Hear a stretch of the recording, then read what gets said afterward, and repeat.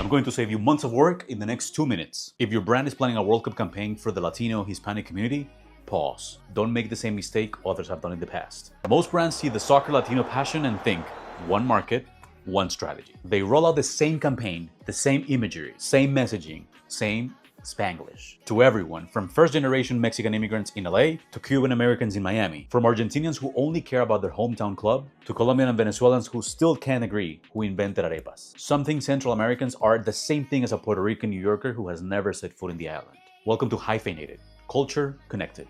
And this is how soccer and Latinos explain the world. Some brands assume that Hispanic is a monolith. It's not. It's 20 countries, dozens of dialects, wildly different histories, and cultural identities that don't fit on a mood board. And soccer fans, they're gonna call you out before halftime if you don't get this right. Brands in the past have leaned on generic Latin passion for soccer. Campaigns that ignored Mexico versus Argentina versus Brazil, each with their own fan bases, completely different to each other. Different rivalries, different accents, and cultural references. When you treat 60+ million people as one audience, you're not reaching them. You're stereotyping them. Be intentional about your campaigns. 73% of Hispanics can spot inauthentic marketing. Understand that your campaign will work for some, but will alienate others. Because the Latino market in the US is not homogeneous. It's a spectrum. Second and third generation Latinos are often English dominant. While 36% are more likely to try bilingual labels, they will prefer to consume their content in English. There are hypercultural Latinos who consider themselves 100% American and 100% their country of origin. There are so many country-specific identities too.